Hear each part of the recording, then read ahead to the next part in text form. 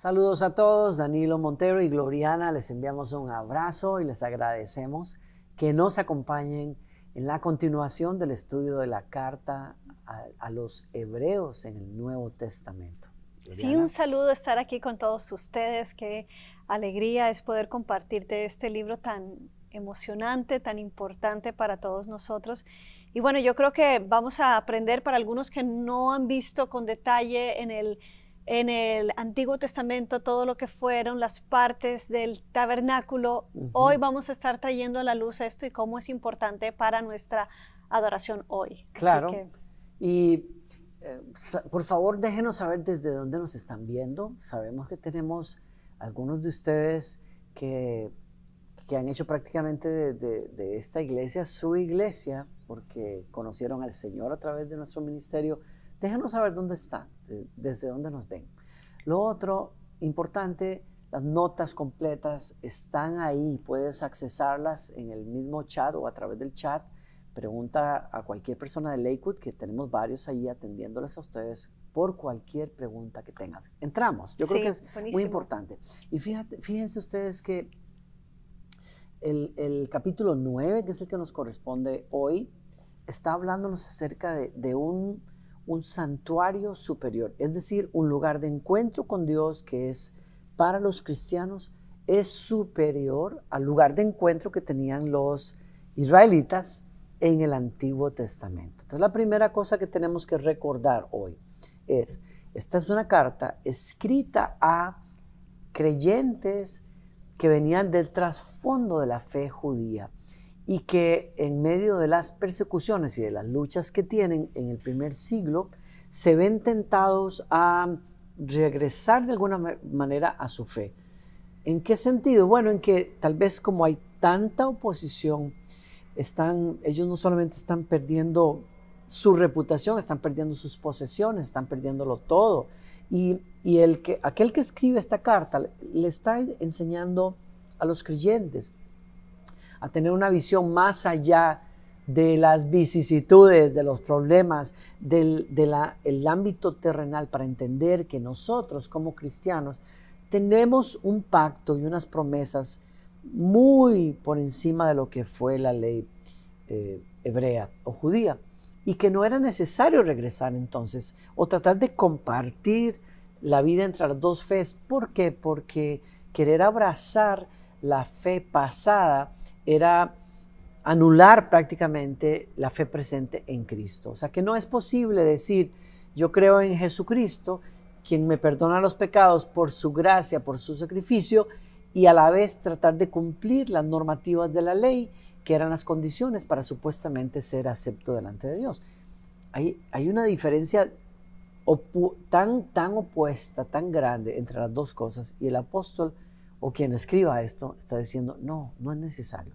Entonces, una parte importante del argumento para ayudarles a entender esto es, ahora tenemos una comunión con Dios que está en una dimensión superior a un monte, un templo, un tabernáculo. Y para aclararlo, el apóstol se va a el punto central de adoración en el Antiguo Testamento, que fue durante Moisés una tienda de campaña que se convirtió en un lugar de adoración o de sacrificios, y eventualmente el templo que construyó Salomón y el templo que agrandó Herodes, todos convertidos en el punto central, perdonen la redundancia, del culto hebreo, versus lo que el apóstol dice.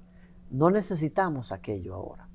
Y wow, es increíble pensar, Gloriana, pero cuando preparábamos esto pensaba yo también que el templo que ellos veían, claro, iba a ser destruido pronto. Estamos en el año 60 y resto por ahí, exacto. y después de Cristo, y en el año 70 los romanos destruyeron. O sea, qué oportuna esta carta para preparar a los cristianos. Impresionante. O sea, ellos iban a experimentar una cosa tan terrible como era ver su lugar de adoración y búsqueda de Dios completamente en ruinas. Pero ahí esta carta sería un motivo de consuelo y de fuerza. Entonces, es importante que tengas eso en mente, y Y vamos a decir algo también, es un capítulo largo de leer, hay muchos detalles que vas a ver ahí. Importante una cosa, nada de esto pone de menos las cosas que Dios ordenó en el Antiguo Testamento. Porque acuérdense ustedes, Moisés tuvo una visión en el monte Sinaí de cómo era el lugar de encuentro con Dios en el cielo, el trono de Dios, el templo de Dios en el cielo.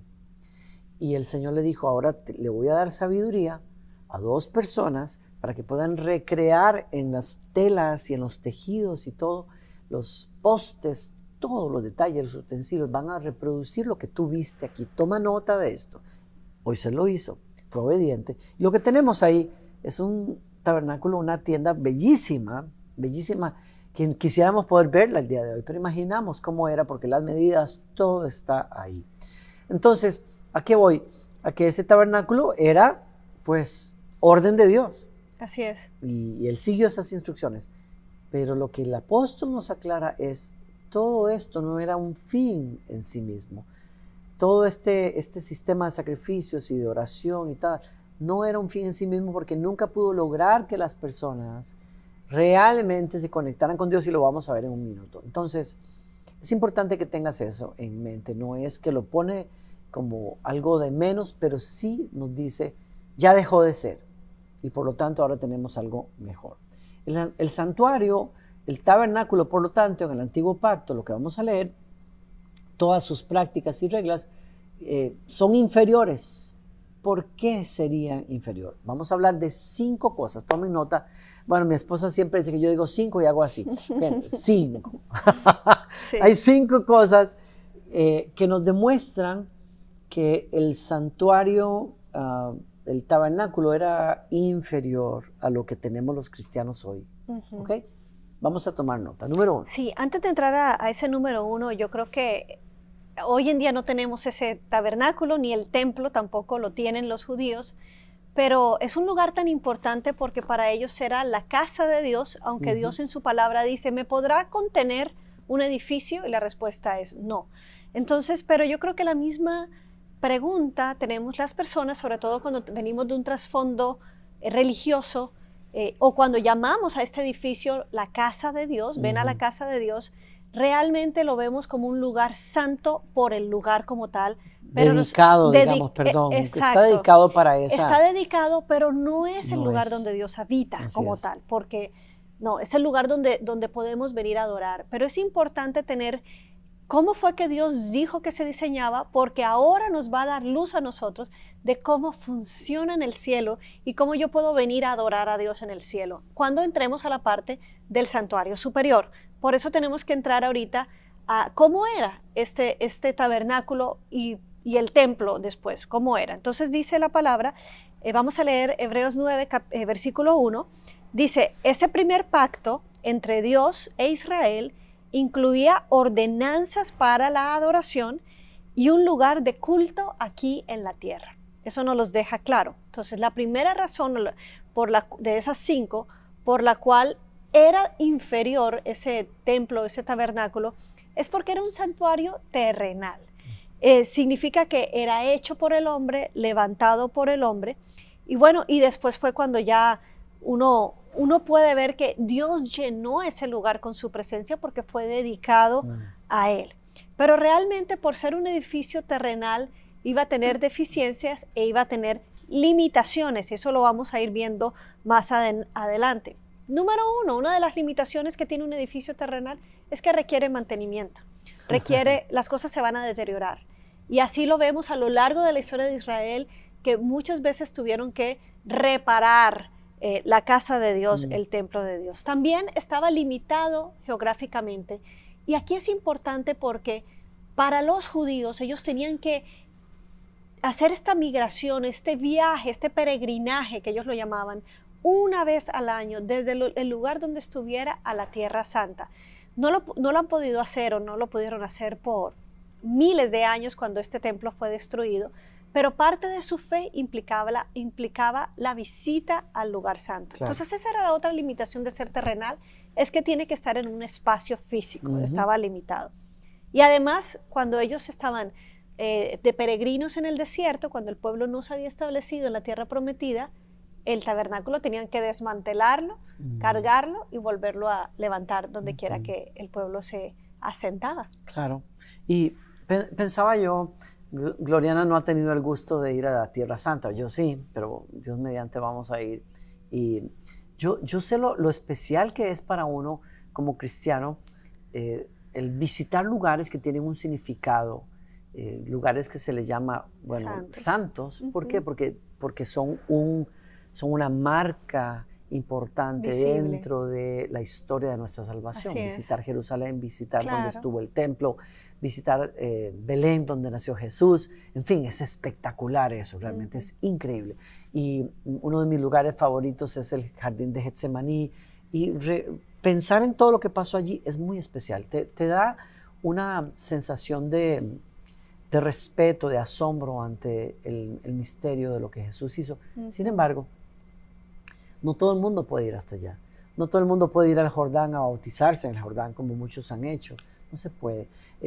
Y de eso hablaba Jesús. Jesús decía con la mujer samaritana, tú estás discutiendo todavía que si es en este monte, que si es en Jerusalén, que si es el sábado, que si es otros, que si es el domingo. Mujer, viene la hora y es ya cuando hay algo mejor que trasciende el tiempo, el espacio, la geografía, ¿no? Y de eso estamos hablando hoy. El segundo punto me lleva al segundo punto, que es que la segunda razón por la que el antiguo pacto o el antiguo tabernáculo es inferior es que era tipo de algo mayor. Tomen nota la palabra ahí, alguien subraye por ahí o anote tipo, eran un tipo. ¿Qué quiere decir un tipo? Quiere decir que era una figura que representaba algo en el futuro. Y según las palabras del apóstol, todo lo que había en ese tabernáculo, o casi todo, representaba a Jesucristo en algún aspecto de su obra redentora. Por eso es bellísimo estudiar el tabernáculo, pero no podemos dejar y olvidar que era una figura nada más. Como lo dice Pablo en otra parte, eran sombras. Sombras. Una sombra. Iba a devenir. Entonces, queda clara la imagen, ¿no? Porque la sombra de algo no es en realidad ese algo. O sea, simplemente revela esto, el objeto en sí, ¿no? Entonces, ¿por qué ocuparnos en la sombra cuando el objeto es lo que realmente queremos? Podemos ¿no? contemplar. Y entonces, leamos juntos porque todos esos artefactos y esas cosas hablaban de Jesucristo. Y por eso el tabernáculo era inferior. Cristo nos presentó la realidad. Dice en el verso 2, este tabernáculo estaba formado por 2 salas. En la primera sala había un candelabro, una mesa y los panes consagrados sobre ella. Esta sala se llamaba lugar santo. Vamos a parar ahí un momento. Acuérdense, les dije que era una tienda de campaña. Esta tienda de campaña tenía 2 cuartos, 2 estancias, ¿no? Está todo cubierto con cortinas de pieles de animales y cortinas de diferentes tipos. Y alrededor de esa tienda de campaña hay un muro de tela también, con una puerta. La gente podía entrar por esa puerta para hacer ciertas cosas, como por ejemplo sacrificar animales, el sacerdote les ayudaba. Pero aparte... Hasta ahí llegaban. Hasta ahí llegaban. Fíjate, se llaman los atrios. Y después de ese punto, la cosa cambiaba. Solo los sacerdotes podían entrar al cuarto que acabamos de leer, en donde había al frente, si lo estuvieras viendo en la entrada, al frente hay una cortina de la que vamos a leer. A la izquierda hay un candelabro de 7 brazos que siempre tenía que estar encendido. A la derecha había una mesa con azafates, digamos, con panes frescos que se cocinaban en la mañana y en la tarde. Y al frente tuyo, delante de la cortina, un pequeño altar donde se quemaba incienso. Y las 3 cosas representan cosas tremendas. Vamos a sintetizar algo aquí rápido. La puerta, por ejemplo, volvámonos atrás. La puerta. ¿Quién dijo quién es la puerta? Yo soy la puerta, de Jesucristo. ¿Quién es? Pasas de allí al altar donde se mataban los animales. ¿Quién es el sacrificio? Vamos a verlo en un momento. Es Jesucristo. ¿Quién es el que dio su sangre? Es Jesucristo. ¿Quién es el sacerdote que oficiaba? En nuestro caso es Jesucristo, que también es la ofrenda. Es bellísimo. ¿Quién es el que lava la conciencia de los seres humanos? Es Jesucristo. Ahí está un lavacro, un lugar donde los sacerdotes, antes de entrar a este cuarto santo, se lavaban las manos y quizás se lavaban los pies. Después del sacrificio. Después del sacrificio, para poder entrar. ¿Quién es la luz del mundo? El candelabro es Jesucristo. ¿Quién es el pan de vida? Jesucristo dijo, yo soy el pan verdadero que bajó del cielo. ¿Quién es el que ofrece incienso delante de Dios? El que ora, intercede por nosotros, lo vamos a ver ahora, es Jesucristo. ¿Quién es el sacerdote que logra todo eso? Es Jesucristo mismo. ¿Quién es el que quita el velo para que podamos entrar al cuarto que sigue? Es Jesucristo también. ¿Qué había en el cuarto que sigue? Lo leemos ahorita mismo. Dice en el verso 3, luego había una cortina detrás de la cual se encontraba la segunda sala, llamada Lugar Santísimo. En esa sala había un altar de oro para el incienso y un cofre de madera conocido como el Arca del Pacto, el cual estaba totalmente cubierto de oro. Dentro del arca había un recipiente de oro que contenía el maná, la vara de Aarón, a la que le habían salido hojas, y las tablas del tabernáculo que eran de piedra. Todo eso está ahí. En ese artefacto, el más sagrado de todos, dice la Escritura que la presencia de Dios llenaba y la gloria de Dios estaba allí y Dios hablaba con Moisés. De en medio, la luz de Dios y la voz de Dios salía de en medio entre los dos querubines que eran la tapa que estaba sobre ese cofre. ¿Quién es la gloria de Dios? Es Jesucristo otra vez. Bueno, entonces, verso 5. Por encima del arca estaban los querubines de la gloria divina, cuyas alas se extendían sobre la tapa del arca, es decir, el lugar de la expiación. Pero ahora no podemos explicar estas cosas en detalle. Yo estoy tratando de correr con eso. Pero todo esto, el punto aquí, el segundo punto es todo representaba, era una figura, no la realidad. Por lo tanto, ese tabernáculo es inferior a lo que los cristianos hoy tenemos. Sí, y la tercera razón ya también la mencionaste cuando estabas explicando lo de los atrios, porque la tercera razón es que era inaccesible para la gente, para el pueblo. Es curioso que la gente lo llamaba el lugar de adoración, pero realmente ellos no podían encontrarse con Dios, ni siquiera los sacerdotes. ¿Por qué? Dice el verso 6, cuando estos elementos estaban en su lugar, los sacerdotes entraban con regularidad en la primera sala. En esa primera sala no estaba Dios, era en el lugar santísimo, durante el cumplimiento de sus deberes religiosos. 7, pero solo el sumo sacerdote entraba en el lugar santísimo y lo hacía una sola vez al año y siempre ofrecía sangre por sus propios pecados y por los pecados que el pueblo cometía por ignorancia. Entonces, por eso es que no debemos confundir y por esto es que era inferior ese santuario, porque no era accesible para la gente. Realmente la gente llegaba en su adoración a Dios, llegaba solamente hasta los patios. Los sacerdotes no podían entrar, solo era el sumo sacerdote que entraba a la misma presencia de Dios y una vez al año, como lo acabamos de leer. En cambio, el tabernáculo celestial, la imagen de Dios, del santuario de Dios, la realidad de Dios, hoy en día a través de Jesucristo, es que está abierto para el pueblo de Dios todo el tiempo. El cuarto punto por el cual el tabernáculo es inferior es porque era temporal. Así lo dice el apóstol que escribe en el verso 8, mediante estas ordenanzas, o sea, mediante este orden progresivo pero limitado de un altar, luego un cuarto, un muro y el santuario, se nos está diciendo algo. El Espíritu Santo daba a entender que la entrada al lugar santísimo no estaba abierta a todos, en tanto siguiera en pie que el tabernáculo y el sistema que representaba. Está súper bien escrito, muy claro lo que está diciendo acá. O sea, sigue todos estos pasos, pero al final te vas a topar con un muro.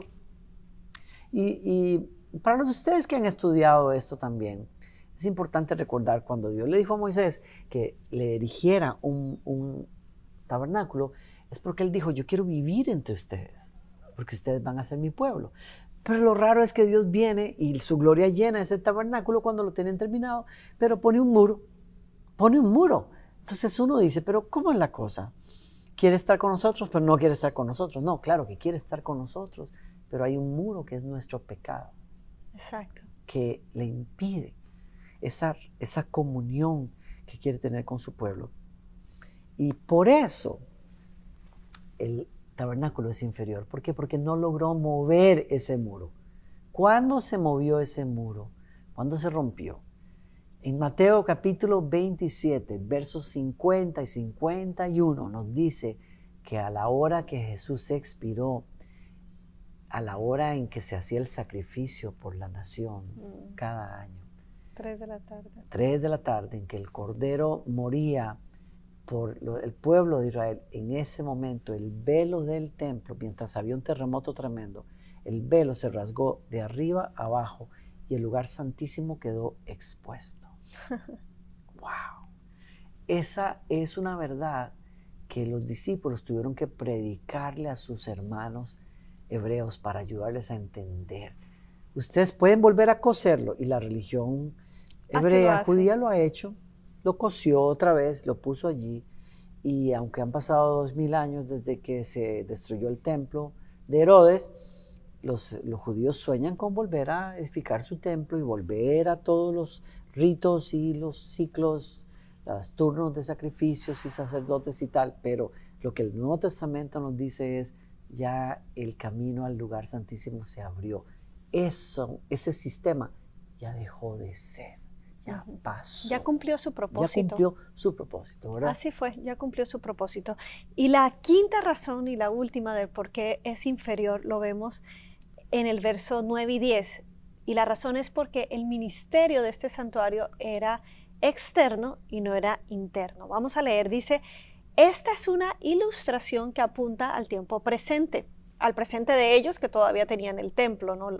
Dice, pues las ofrendas y los sacrificios que ofrecen los sacerdotes no pueden limpiar la conciencia de las personas que los traen, pues ese sistema antiguo solo consiste en alimentos, bebidas y diversas ceremonias de purificación, es decir, ordenanzas externas que permanecieron vigentes solo hasta que se estableció un sistema mejor. ¿Qué está diciendo aquí en esencia? Que toda esta gran cantidad de ordenanzas, de leyes, de protocolos de ceremonia, solo hablaban de una pureza ceremonial, pero no podían llegar a una pureza espiritual, a una pureza interna. Como bien lo dijo el escritor, no podían borrar los pecados ni la conciencia del que los traía. Sí. Y ahora vamos a ver lo que sí puede hacer entonces este santuario celestial, que es el santuario superior. Esta segunda parte es emocionante porque es ocuparnos de las 5 razones por las cuales ese santuario eterno, celestial, es superior al tabernáculo, y por lo tanto la realidad que el cristiano vive de comunión con Dios es superior al sistema de fe judía. Número 1, es porque ese templo es celestial, esa casa es celestial. Verso 11, tomen nota, estamos leyendo el verso 11. Entonces Cristo ahora ha llegado a ser el sumo sacerdote por sobre todas las cosas buenas que han venido. Él entró en ese tabernáculo superior y más perfecto que está en el cielo, el cual no fue hecho por manos humanas y forma parte del mundo creado. Ese es el tabernáculo que supuestamente Moisés vio, es el tabernáculo que Dios le enseñó, es el templo celestial. Y en ese templo, ¿se acuerdan ustedes? A mí me gusta esta interpretación, ¿no? ¿Se acuerdan ustedes que el día que Jesús resucitó, cuando María Magdalena se encuentra con él o él se encuentra con ella se tira al piso y le agarra los tobillos, lo abraza, y Jesús le dice, no me detengas, porque subo a mi Padre y a vuestro Padre, a mi Dios y a vuestro Dios. Sí, y algunos escritores han sugerido, y teólogos, que Jesús recién resucitado ahora tiene que ascender al cielo llevando el sacrificio, su obra completa, y presentándola delante de Dios Padre y depositando en ese lugar en donde había un vacío en el universo, en donde el hombre había deshonrado a Dios con su pecado. Ahí Jesús puso el sacrificio y entonces el templo de Dios quedó abierto para nosotros, ¿no? ese lugar que vio Moisés, esa realidad que Jesús abrió para nosotros, es el lugar donde ustedes y yo nos encontramos con Dios hoy, a través de la adoración, a través de la oración, en el nombre de Jesucristo. La Entonces, tercera razón sí. que vamos a ver ahorita por lo cual es superior este santuario es que el ministerio de este santuario, de esta nueva adoración, es eficaz para tratar con el pecado.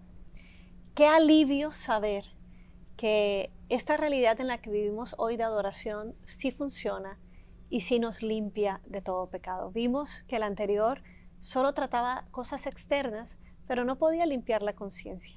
Pero vamos a ver en este santuario qué hizo Cristo. Entonces son desde los versículos 12 al 15. Voy a leer primero el verso 12 y vamos a ver la primera razón por la cual sí es eficaz. Y es que con su propia sangre, no con la sangre de cabras ni de becerros, Jesucristo entró en el lugar santísimo una sola vez y para siempre, y aseguró, me encanta esa palabra, nuestra redención eterna. La primera razón por la cual es un ministerio eficaz es porque, a diferencia de los sacrificios de animales, es que los animales eran llevados y ellos no eligieron entregarse. Ellos eran sacrificados en contra de su voluntad. Pero Jesucristo ofreció, Él mismo llevó, Él mismo fue a ese lugar para entregar su propia sangre. La sangre más preciosa fue la que ahora garantiza nuestra redención. La segunda razón por la cual vemos que este ministerio es eficaz, lo vemos del 13 al 14. Dice, bajo el sistema antiguo, la sangre de cabras y toros y las cenizas de una novilla podían limpiar el cuerpo de las personas que estaban ceremonialmente impuras. Imagínense cuánto más la sangre de Cristo nos purificará la conciencia de acciones pecaminosas. Y miren para qué, aquí está el propósito, para que adoremos al Dios viviente, pues por el poder del Espíritu Eterno, Cristo se ofreció a sí mismo, a Dios, como un sacrificio perfecto, dice, por nuestros pecados. Qué belleza. Entonces vemos, los ritos del antiguo pacto no podían cambiar el corazón, pero Jesucristo es el único que puede cambiar nuestro corazón cuando creemos en Él y entendemos que su sacrificio y su sangre nos limpia y nos quita el peso el tema con la conciencia es que es algo que trae recuerdos, que solo uno sabe lo que pasó, pero lo hermoso de este sacrificio de Cristo es que llega hasta lo profundo y nos quita el peso de la culpa. Y qué bonito porque podemos venir a adorar a Dios y a veces es cierto, no nos sentimos perdonados, no nos sentimos libres, pero cuando recordamos esto, cuando basamos nuestra fe no en lo que sentimos, sino en lo que Cristo hizo, eso nos va quitando la culpa y entonces la culpa yo creo que se reemplaza con adoración, la culpa se reemplaza con agradecimiento. Y luego dice, la tercera razón por la cual es eficaz, lo vemos en el verso 15, dice, por eso Él es el mediador de un nuevo pacto entre Dios y la gente, para que todos los que son llamados puedan recibir la herencia eterna que Dios les ha prometido, pues Cristo murió para librarlos del castigo por los pecados que habían cometido en ese primer pacto. Entonces tenemos una gran herencia, además, y esa es la evidencia del perdón. Tenemos una herencia con Él de promesas, una herencia espiritual, como dice la palabra, una eterna redención, es lo que es la herencia que tenemos. No solamente nos quitaron el vivir sin culpa aquí, sino que nos garantizaron una redención eterna y eso es un beneficio tremendo que podemos tener nosotros y entender que cuando nos acercamos a Dios, no vuelvas a traer tu pecado, trae la sangre de Cristo sobre tu vida y recuerda que Él mismo la entregó y se ofreció para que hoy camines en libertad y puedas entonces adorar con libertad. Yo creo que el enemigo va a estar siempre tirándonos, recordándonos lo malo que hicimos, pero por eso tenemos que ir a un evento histórico y a un evento que cambió la historia y la adoración, y es la sangre de Jesús derramada, y eso es lo que vale y lo que va a funcionar para que podamos caminar y adorar en libertad. La tercera razón por la cual el tabernáculo celestial es superior al sistema religioso judío es porque está basado sobre un ministerio cuyo sacrificio es costoso, más costoso. Recuérdense ustedes, los judíos adoraban a Dios sobre la base de una sangre que se derrama, de un animal inocente, una víctima, un animal que se sacrifica. No solamente podían acercarse a Dios con base en esa sangre, sino que todo lo que se utilizaba en ese tabernáculo tenía que ser preparado para servir como tabernáculo para Dios a través de ser rociado con sangre. O sea, la sangre era el punto de contacto para que las personas pudieran de alguna manera acercarse ceremonialmente a Dios, pero también era el medio por el cual se preparaba todo, las mesas, los utensilios, todo tenía que ser rociado con sangre para poder ser considerado un tabernáculo de Dios, ¿no? Mantengan eso en mente porque en el Nuevo Testamento el sacrificio, el costo es eternamente superior. Dice el verso 16, ahora bien, cuando alguien deja un testamento es necesario comprobar que la persona que lo hizo ha muerto. El testamento solo entra en vigencia después de la muerte de la persona. Mientras viva el que lo hizo, el testamento no puede entrar en vigencia.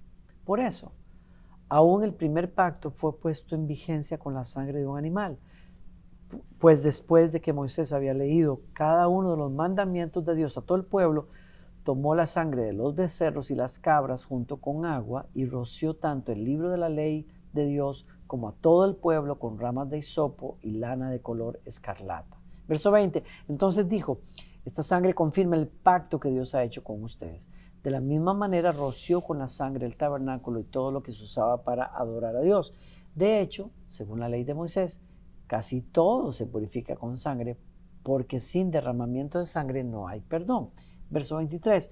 Por esa razón, el tabernáculo y todo lo que en él había, que eran copias de las cosas del cielo, debían ser purificados mediante la sangre de animales. Pero las cosas verdaderas del cielo debían ser purificadas mediante sacrificios superiores a la sangre de animales. Y ese sacrificio y esa sangre es la sangre de Cristo. Entonces, según la Escritura, el tabernáculo terrenal fue preparado para ser un lugar de adoración a Dios a través de rociar sangre. Pero el tabernáculo celestial se abrió a nosotros a través de la sangre de Cristo. Y los que hemos sido rociados con sangre somos nosotros ahora. Ah, qué lindo. ¿Para qué? Para hacernos aptos. Exacto, como purificarnos. templos de Dios, como lugares de adoración a Dios. Sí, se consagraron. Bello, nos fuimos consagrados para Dios. Tú fuiste consagrado para que adores a Dios, porque Cristo te dio su sangre. Y el sacrificio de Cristo fue verificado por nuestros hermanos apóstoles cuando ellos mismos testifican que estando delante de la cruz, vieron cómo aquel soldado atravesó el costado de Jesús y de su costado salió agua y sangre. Como para dejarnos testimonio, no fue que se desmayó, fue que murió en esa cruz porque el sacrificio por los pecados de la humanidad tenía que ser completo. No se desmayó, murió y resucitó. Y al morir, vuelvo atrás, se hizo vigente todo aquello que él podía prometer y ganar, nuestro testamento. Por eso ustedes y yo vivimos en el Nuevo Testamento. Jesús dijo, este es el pacto, el convenio que voy a hacer con ustedes. Está en mi sangre. No está escrito en piedras, está escrito con sangre. Con sangre. Entonces, otra vez, ¿por qué luchamos tanto nosotros? ¿Por qué los cristianos luchamos tanto para creer que alguien nos escucha cuando oramos? Que somos dignos y aptos de venir a adorar a Dios en una reunión. Yo he sido director de adoración por 30 años y yo sé lo que es, tanto a nivel personal, pero pensando más en las personas a las que dirigí, cuántas veces las personas luchan con sentirse inadecuados, que no son aptos, que Dios, y entonces se agachan, se retiran, se quedan al margen de lo que podría ser una bellísima experiencia de adoración solo por un sentido de culpa. Y es porque creo que el enemigo, como tú lo dijiste, trabaja en eso, pero también en la fibra misma del alma del ser humano hay esa tendencia a la duda más que hacia la fe, y por eso tenemos que echar mano de la palabra del Señor, y por eso estamos hablando hoy. Yo creo que eso es lo importante el día de hoy, es que te va a ayudar en tu vida devocional. Esto lo veníamos hablando en el carro, porque uno, para acercarse a un Dios que no ve, acercarse a un trono que tiene una idea de un trono terrenal, no es como los otros tronos. Él dejó el esquema, el tabernáculo, como ya lo dijimos, cumplió su propósito cumplió su propósito al mostrarnos un ejemplo de cómo eran las cosas en el cielo, pero Cristo vino a darnos el cumplimiento. Y aquí esa es la cuarta razón, precisamente. El ministerio de este nuevo tabernáculo es que es Cristo, su ministerio implica un cumplimiento. Ya Él hizo efectivo todo esto que antes era una idea de algo que iba a pasar. Cristo lo cumplió. Dice el verso 24, pues Cristo no entró en un lugar santo hecho por manos humanas, que era solo una copia del verdadero que está en el cielo. Él entró en el cielo mismo para presentarse ahora delante de Dios a favor de nosotros. ¡Qué belleza! Sí. Yo creo que cuando te acerques al Señor, invita a las demás personas que de pronto están también aprendiendo de ti, o tú mismo, a que cuando entres allá, cierres tus ojos y quieras entrar a la presencia de Dios, nunca puedes mirar hacia adentro, porque hacia adentro no vamos a encontrar nada, solo imperfección y pecado. Pero tenemos que mirar al que está intercediendo y al que nos abrió la puerta.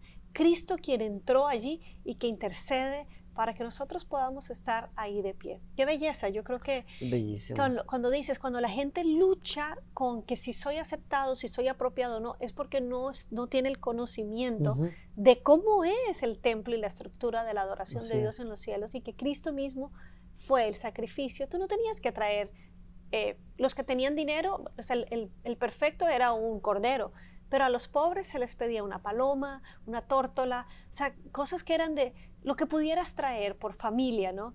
Pero ahora Él mismo lo trajo. Ya entendemos que sí que podemos estar ahí con libertad porque Cristo lo abrió.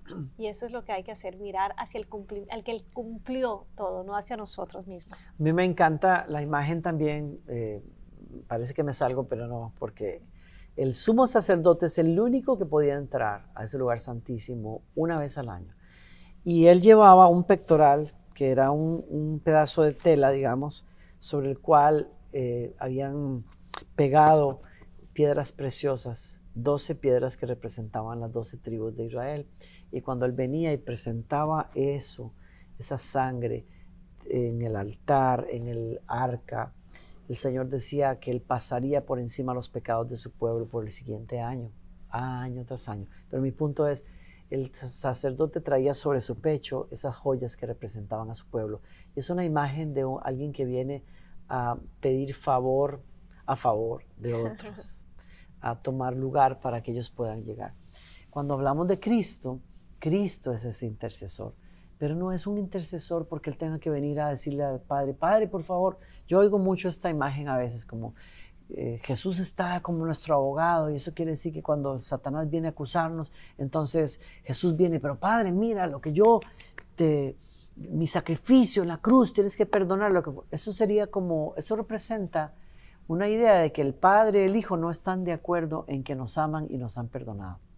Yo entiendo humildemente que lo que Jesús está haciendo ahí no es peleando con el Padre para que nos perdone, es que Él está ahí para validar lo que Él ganó. Sí, su sola presencia ahí. Su sola presencia. Valida eso. Y como Él es el gozo de su Padre, y Él dice, Padre, todo lo que tú querías lo gané por Él.